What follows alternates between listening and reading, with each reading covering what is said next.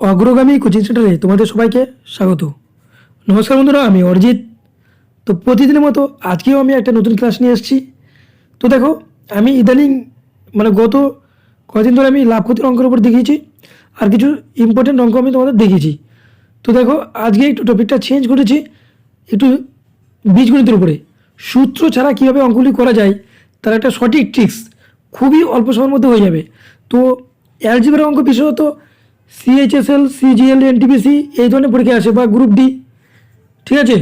তো কেপিডব্লিউবিতে খুব অল্প দেখা যায়, তো তোমাদের শিখে রাখা ভালো, ঠিক আছে।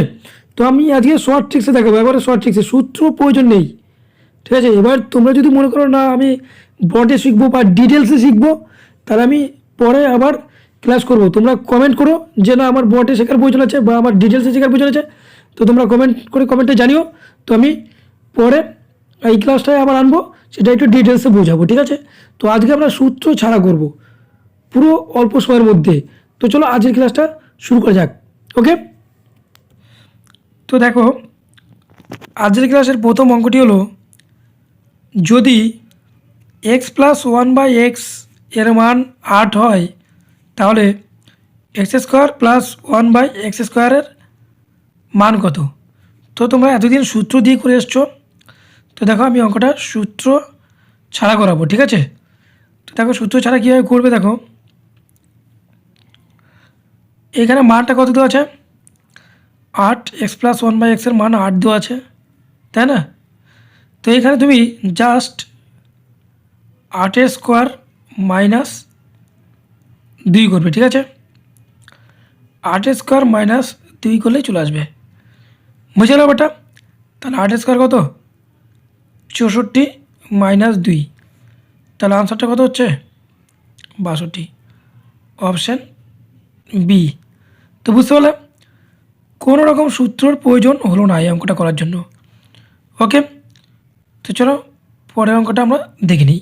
তো দেখো 2 নম্বর অঙ্কটা দেখো, যদি এক্স প্লাস ওয়ান বাই এক্সের মান 2 হয়, তাহলে X cube plus one by X কিউবের মান কত? তো দেখো এটা সূত্র ছাড়া কীভাবে শর্ট ট্রিক্সে করা যাবে সেটা তোমরা দেখো। তো এইখানে যে মানটা দেওয়া থাকবে, ঠিক আছে, সেই মানটার প্রথমে কিউব করতে হবে, ঠিক আছে। তারপরে মাইনাস লিখতে হবে 3 গুণ যে মানটা দেওয়া আছে সেই মানটা, ওকে। তাহলে 2 এর কিউব কত হবে, 2 এর কিউব 8 মাইনাস 6, তাহলে কত হচ্ছে 2, অ্যান্সার অপশান বি, ঠিক আছে। তাহলে যেই মানটা দেওয়া আছে সেটার হচ্ছে কিউব করলাম, তারপরে মাইনাস 3 দিয়ে গুণ করলাম কাকে, এই যে মানটা দেওয়া আছে তাকে, বুঝে গেল। তাহলে চলে এলো। তো তোমরা যদি মনে করো না আমি ডিটেলসে বুঝবো, তাহলে আমাকে কমেন্ট বক্সে কমেন্ট করে জানাবে, আমি পরে এটা ডিটেলসে ক্লাস করাবো, ওকে। তো চলো পরের অঙ্কটা দেখে নিই। তো দেখো 3 নম্বর অঙ্ক, যদি X minus one by X equal to 3 হয়, তাহলে এক্স কিউব মাইনাস এটা ওয়ান বাই এক্স কিউবের মান কত? তো এর আগের অঙ্কটা করলো আমরা, সেটা হচ্ছে প্লাস দেওয়া ছিল আর এটা হচ্ছে মাইনাস আছে, এটাই পার্থক্য, আর কিছু না, ঠিক আছে। তো দেখো এটা ফার্স্ট কী করবো, এই যে মানটা 3 দেওয়া আছে, এই 3-এর কিউব করবো, হ্যাঁ। এইখানে আর কিন্তু মাইনাস হবে না, এইখানে হবে প্লাস। এর আগেরটাই হচ্ছে মাইনাস হলো এখানে, আর এটা হচ্ছে প্লাস হবে, কারণ এখানে মাইনাসের সূত্রটা আছে, এর জন্য, বোঝা গেল। তারপরে 3 দিয়ে গুণ করতে হবে কাকে, এই যে মানটা দেওয়া থাকবে সেটাকে, ঠিক আছে, গুণ 3, তাহলে কত হবে 3-এর কিউব 27 প্লাস 9, তাহলে কত হচ্ছে 36, বুঝতে পারলে। তো চলো পরের অঙ্কটা আমরা দেখে নিই।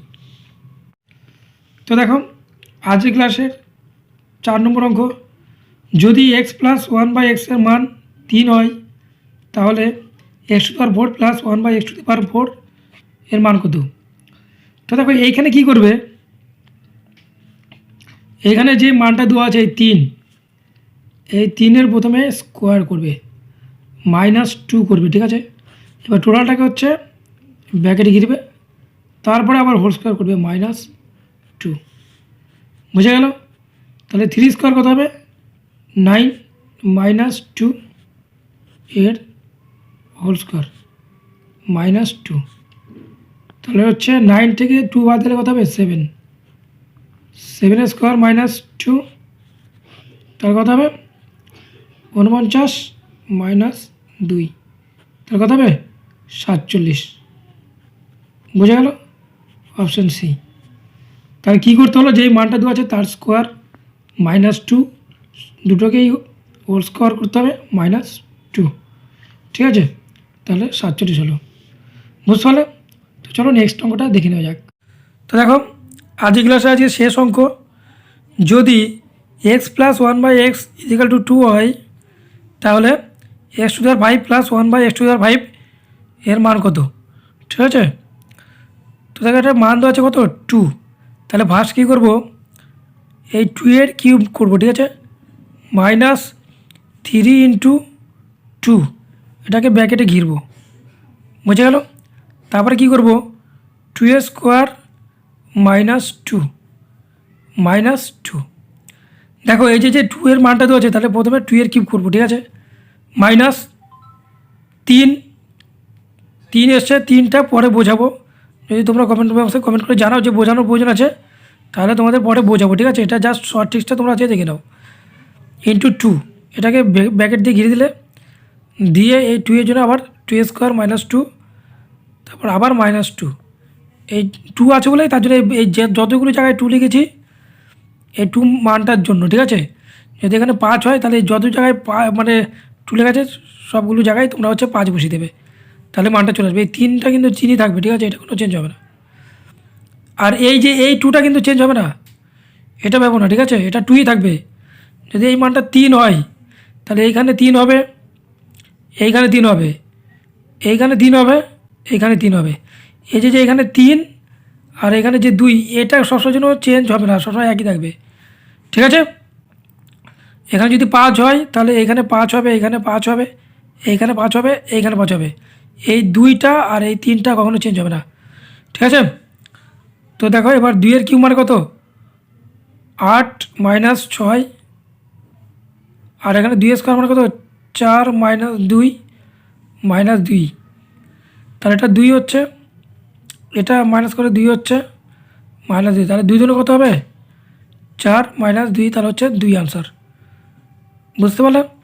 আজকের ক্লাসটি ভালো লাগলে একটা লাইক করবে, আর আমার চ্যানেলে তোমরা যারা নতুন, আমার চ্যানেলটিকে সাবস্ক্রাইব করে পাশে থাকো এই ধরনের শর্ট ট্রিক্স পাওয়ার জন্য।